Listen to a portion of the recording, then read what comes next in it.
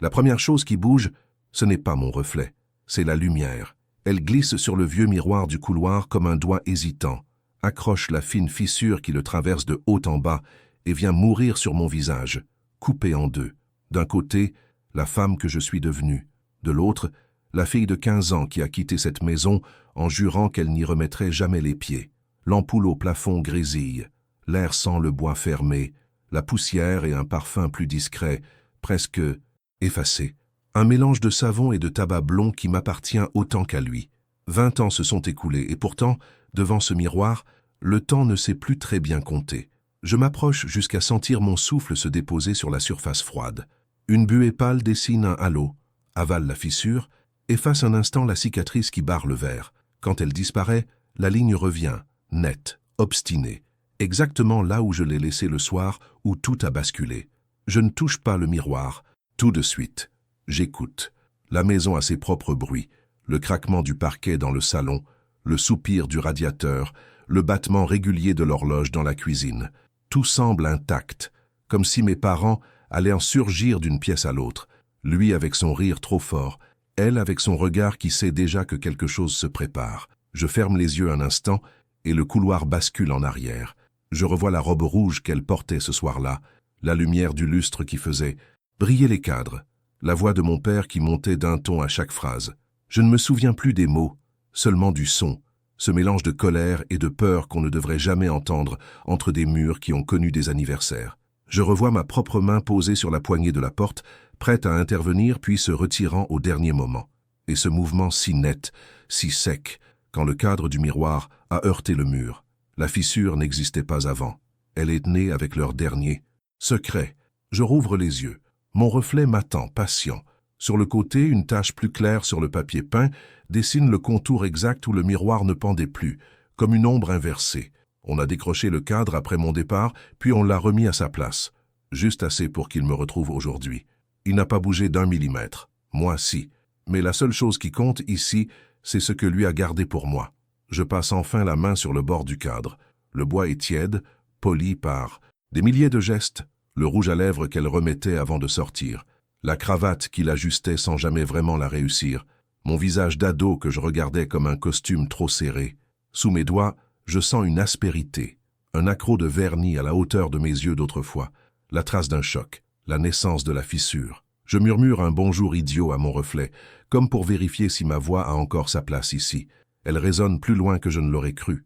Je devrais commencer à vider les cartons, à trier les meubles, à signer des papiers. C'est pour cela que je suis revenu. Vendre la maison, tourner la page, ranger 20 ans dans un dossier notarié. Mais mes mains restent accrochées au cadre. Je sais que si je tire, le miroir viendra. Je sais aussi qu'il ne viendra pas seul. Le premier craquement me traverse jusqu'aux épaules. Le cadre cède par à-coups, comme s'il résistait moins par solidité que par loyauté. Une fine pluie de poussière tombe sur mon pull. L'odeur de plâtre sec me ramène brutalement à une autre scène. La dernière fois que ce miroir a quitté le mur, ma mère avait les yeux rouges et la voix calme, d'une calme dangereux. Mon père répétait qu'il n'avait rien fait, que ce n'était pas ce qu'elle croyait, que je ne comprendrais pas. Moi, je restais là, figé entre les deux, sans savoir de quel côté me tourner. Ce soir-là, le miroir a basculé, a heurté le sol, a tranché leur reflet en deux. Et le lendemain, elle était partie. Je dégage. Le dernier clou.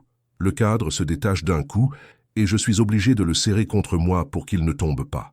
Dans le dos, la glace est froide, presque coupante. Je la pose avec précaution contre le mur opposé. Le couloir paraît tout à coup plus nu, plus haut comme si la maison respirait enfin après avoir retenu sa poitrine trop longtemps. Là où pendait le miroir, une surface rectangle jaunie se dévoile. Au centre, un crochet solitaire. Et, juste au-dessus, une petite fente horizontale, dans le papier peint, assez large pour glisser un doigt. Je m'accroupis. La poussière du mur me pique le nez. Un rayon oblique venu de la fenêtre du salon éclaire la fente comme une blessure. J'y glisse l'ongle, puis le bout du doigt. Le papier cède, révèle le bois, puis autre chose, le bord d'une enveloppe. Mon cœur rate un battement ridicule, comme si j'étais encore cette adolescente qui tremblait à l'idée de trouver ses notes au fond de son sac. Je tire doucement. L'enveloppe sort avec un bruit sec. Elle est épaisse, jaunie, gonflée par des années d'attente. Sur le recto, un prénom. Le mien. Les lettres penchent légèrement à droite, comme si la main avait hésité à se presser ou se retenir. Je reconnais l'écriture avant même de pouvoir l'accepter. Ce n'est ni celle de mon père ni celle de ma mère. C'est la mienne. Ma propre écriture d'il y a 20 ans, adressée à une personne que je n'étais pas encore. Ma gorge se serre. Je retourne l'enveloppe. Le rabat a été soigneusement refermé, scellé par un morceau de ruban adhésif qui a jauni au bord. Sur le pli, une date, écrite à la va-vite. Le soir du miroir. Je n'ai jamais utilisé cette expression. Pourtant, elle existe là, encre bleue fragilisée, posée sur un papier qui a survécu à 2 décennies de silence. Je reste longtemps assise par terre, l'enveloppe dans une main, le regard accroché au mur vide. Dans le coin, le miroir, posé au sol, renvoie ma silhouette penchée, dédoublée par la fissure qui traverse encore la glace. D'un côté, la femme qui tient la lettre, de l'autre, la fille qui l'a écrite. Entre les deux, un vide où toutes les questions que j'ai refusé de me poser se réveillent une à une. Je pourrais remettre l'enveloppe à sa place, revisser derrière le cadre, la laisser là pour la prochaine vie qui habitera cette maison. Je pourrais l'ouvrir ici, maintenant, et risquer de fissurer autre chose que du verre. Je pourrais aussi faire ce que j'ai toujours fait, attendre que le temps décide à ma place. Cette fois pourtant, le temps ne dit rien.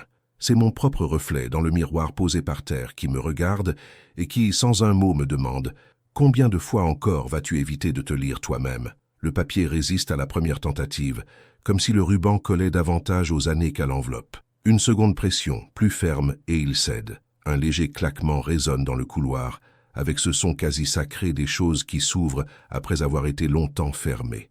Je glisse les doigts à l'intérieur, en sort un petit paquet de feuilles pliées en 4, reliées par une agrafe rouillée. Une odeur de poussière, de vieux stylos et, très léger, le parfum familier de ma chambre d'adolescente. Mélange de livres, de vernis à ongles et de chagrin que l'on n'ose pas montrer. Je déplie la première feuille. La date revient, plus précise, le 15 octobre, après leur dispute. Mon écriture a la nervosité de mes 15 ans. Les lettres cognent les lignes. Certaines phrases sont rayées, réécrites plus fort, comme si je voulais que futur moi n'ait aucun doute sur la violence du moment. La lettre ne commence pas par un cher, ni par un bonjour. Elle commence par un constat brut. Je ne crois plus ce que je vois dans le miroir. Je lis. Les mots se succèdent, hésitant entre le journal intime et la confession. J'y raconte la scène de la veille, la dispute dans le salon, les insultes murmurées derrière les dents, la gifle qui n'a jamais vraiment claqué, mais dont la trace rouge brûlait encore sur la joue de ma mère.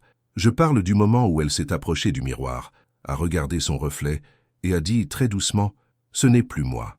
Je décris la façon dont mon père, derrière elle, faisait la grimace d'un homme qui ne veut pas être vu tel qu'il est, seulement tel qu'il se raconte. Je parle de moi, coincé entre les deux, me demandant lequel des 3 reflets, le sien, le mien, mentait le plus. Page après page, je découvre que je n'avais pas seulement écrit ce que j'avais vu, j'avais noté ce que j'avais décidé de croire. J'accusais mon père sans preuve, ma mère sans nuance et moi sans pitié. Je me promettais de ne jamais leur pardonner, de ne plus jamais regarder ce miroir, de ne pas devenir adulte si adulte signifiait vivre avec des phrases qu'on ne termine pas. Si un jour je reviens, écrivais-je, et que je suis assez lâche pour me raconter une autre version de cette soirée, je veux que ces pages me ramènent à la vérité. Je m'arrête. Mes mains tremblent un peu, mais pas à cause de la colère, à cause du doute. La vérité que j'ai écrite ce soir-là est une vérité d'enfant blessé, pas un verdict. Elle porte la voix de celle que j'étais, pas de celle que je suis. Et pourtant, la manière dont j'ai plié, rangé, caché ces feuilles derrière le miroir dit assez à quel point je comptais sur futur moi pour me prendre au sérieux. Au fil des lignes, un détail revient, toujours le même. La fissure. Quand le cadre a heurté le mur, écris-je, la glace s'est fendue entre nous. De mon côté, je voyais maman pleurer et papa mentir. De leur côté, je n'existais plus. Je décris la façon dont la fissure semblait s'élargir à mesure qu'ils parlaient, comme si le miroir refusait d'être le témoin de 2 versions incompatibles d'une même histoire. Puis, sur la dernière page, une phrase que j'avais oubliée, « Si un jour la fissure disparaît, c'est que j'aurai choisi un des 2. Si elle reste, c'est que je me serai enfin choisi, moi. » Je baisse les feuilles. Le miroir posé en face de moi me renvoie exactement cette ligne fine qui coupe mon visage en diagonale. Elle n'a pas bougé, elle non plus. Je souris, malgré le nœud dans la gorge. Je n'ai choisi ni l'un ni l'autre. J'ai choisi de partir. Mais alors pourquoi le miroir m'attendait-il encore? Pourquoi ma lettre était-elle restée là, intacte, comme si chaque grain de poussière avait veillé sur elle à ma place? Et surtout, quelle vérité gardait-il encore que mes 15 ans n'avaient pas su écrire? Je replie lentement les feuilles, les repose dans l'enveloppe sans la refermer. Pour la première fois, je remarque, au dos, un petit dessin que j'avais tracé au stylo. Un rectangle avec un trait vertical au milieu, un miroir. Et en bas, un mot que je n'avais pas vu en l'ouvrant, retourne. Je tourne l'enveloppe.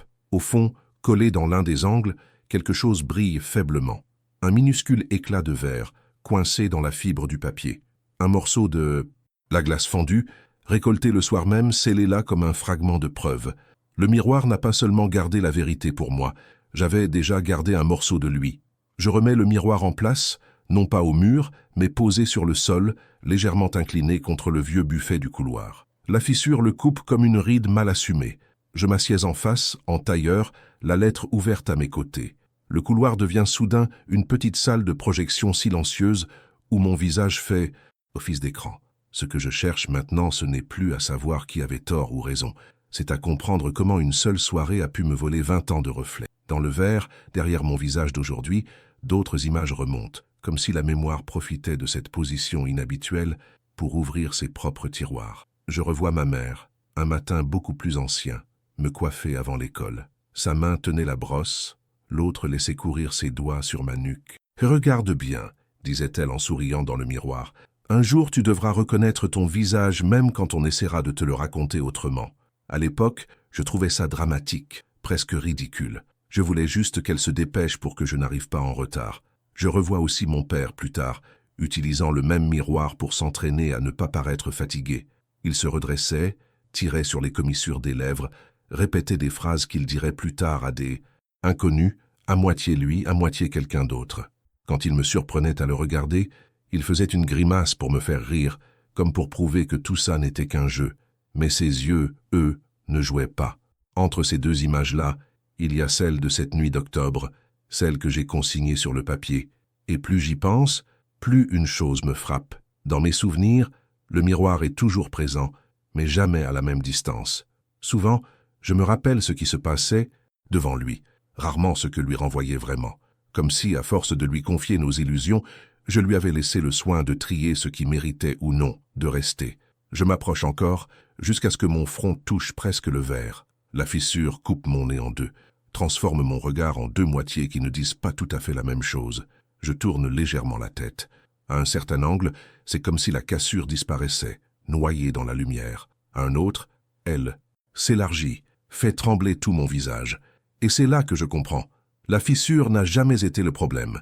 C'est l'endroit où je me plaçais pour la regarder. Je reprends la lettre. À mi-parcours, quelques lignes que j'avais lues trop vite me reviennent autrement. Ils m'ont demandé, écris-je, de dire ce que j'avais vu. Mais moi, je n'ai vu que leur reflet qui se déformait dans la glace. À l'époque, j'en avais conclu qu'ils m'utilisaient, que je n'étais qu'un témoin, pas une fille. Aujourd'hui, je vois autre chose. Deux adultes incapables de se voir tels qu'ils étaient, espérant que le regard d'une enfant leur donnerait une version supportable d'eux-mêmes. Et moi, au milieu, terrorisé à l'idée de choisir. Ce soir-là, je n'ai pas pris parti. Je me suis retiré. J'ai laissé le miroir tranché à ma place. Il s'est fendu. C'était sa façon à lui de dire « Je ne soutiendrai pas deux mensonges à la fois ». Je laisse retomber mes mains sur mes genoux. Le silence du couloir est presque doux maintenant. Il n'a plus le poids des secrets, seulement celui des choses qu'on est en train de remettre à leur place. Dans le reflet, je vois l'enveloppe ouverte, les feuilles dépliées, l'éclat de verre collé au coin, comme un grain de lumière. Je vois aussi une chose que je n'avais pas remarquée. Au bord inférieur du cadre, là où la poussière s'est accumulée, quelqu'un a gravé au couteau une date très discrète.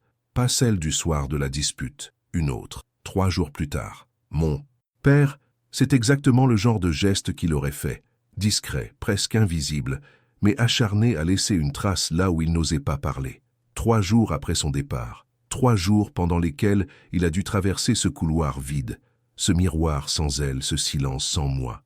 3 jours pendant lesquels il a probablement tenté de recoller, avec ses mains maladroites, ce que la cassure avait séparé. Je me demande soudain ce qu'il voyait, lui, quand il se tenait là, seul, devant cette fissure. Est-ce qu'il s'accusait? Est-ce qu'il lui en voulait? Est-ce qu'il pensait à moi? Je ne le saurais peut-être jamais, mais pour la première fois, l'idée de ne pas savoir ne me brûle plus. Elle me pince, seulement, comme une cicatrice qui prévient quand la pluie s'approche. Je caresse du bout des doigts la date gravée, puis la fissure, puis mon propre reflet. Ce que le miroir garde depuis 20 ans, ce n'est pas une vérité unique, nette, tranchée. C'est la preuve que plusieurs vérités ont coexisté ici, trop lourdes pour des épaules d'adolescente, et que j'ai le droit maintenant d'en choisir une nouvelle, la mienne. Quand je me relève enfin, le soir est tombé. Le couloir s'est rempli d'ombres douces. Seule une lampe de chevet au salon répand une lumière jaune qui vient mourir à mes pieds. Le miroir, toujours posé au sol, renvoie cette lumière comme un petit lac calme. Je ramasse l'enveloppe, les pages, le minuscule éclat de verre. Je pourrais les ranger de nouveau derrière le mur, recréer le secret pour quelqu'un d'autre. Je pourrais les brûler, effacer tout, prétendre que ce chapitre n'a existé que dans ma tête. À la place, je fais quelque chose de plus simple. Je vais jusqu'à la fenêtre de la cuisine, l'ouvre. L'air du soir est frais, chargé d'odeurs de pluie et de cheminée. Au loin, on entend un train passer, un chien aboyer, le tintement d'un verre sur une table voisine. Je pose la lettre sur le rebord, laisse le vent soulever légèrement les coins. Je garde seulement la première page, celle où j'écris à 15 ans. Je ne crois plus ce que je vois dans le miroir. Au-dessous, avec un stylo que je trouve dans un tiroir, j'ajoute « Aujourd'hui » et j'ai eu raison. Ce que je suis ne se voit pas seulement là. Je retourne dans le couloir. Le miroir attend. Je le soulève, le redresse. Pendant une seconde, je crois que je vais le raccrocher exactement à la même place. Rejouer le décor à l'identique. Mais ma main dévie. Je l'emporte dans ma chambre, d'enfant, cette pièce où le papier peint a gardé les traces de mes posters arrachés. Je le pose contre un autre mur, face à la fenêtre. Ici, la lumière du matin le touchera différemment. La fissure coupera d'autres ombres. Je m'assois sur le lit. Mon reflet me regarde, fatigué, un peu flou. Il y a toujours cette ligne qui traverse la glace, bien sûr, mais je n'y vois plus une fracture entre eux et moi. J'y vois un pli, une marque de vie, une preuve que quelque chose s'est passé et que, malgré tout, la surface tient encore. Je pense à ma mère quelque part, peut-être devant un autre miroir dans une autre ville, à mon père, dont l'odeur de tabac semble encore flotter dans le couloir. Je ne sais pas si je leur parlerai de ce que j'ai trouvé ici, ni comment. Je sais seulement que la prochaine fois que je verrai mon reflet, ce ne sera plus pour vérifier si je ressemble davantage à l'un ou à l'autre. Ce sera pour me demander « Est-ce que tu te reconnais, toi ?» La nuit finit de tomber. Je reste là longtemps, sans bouger, à regarder la lumière se retirer petit à petit de la glace. Quand enfin je me lève, le miroir ne renvoie plus que des ombres, des masses, des contours. Pourtant, je sens que quelque chose de plus précis, de plus net, s'est mis en place à l'intérieur. Pas une réponse éclatante, une évidence tranquille. Je ferme doucement la porte de la chambre. Dans le couloir, l'horloge de la cuisine égrène les secondes, indifférente aux années perdues et retrouvées. Je caresse. Du bout des doigts, le mur où le miroir pendait autrefois. La trace jaunie restera encore un moment, le temps que quelqu'un vienne repeindre. Comme toutes les traces, elle finira par s'atténuer. Mais ce que j'ai vu ce soir ne dépend plus du verre, ni du mur. Et vous, avez-vous déjà croisé un miroir, une photo, un objet capable de vous rendre une vérité que vous aviez enterrée depuis des années? Racontez-le-moi dans les commentaires.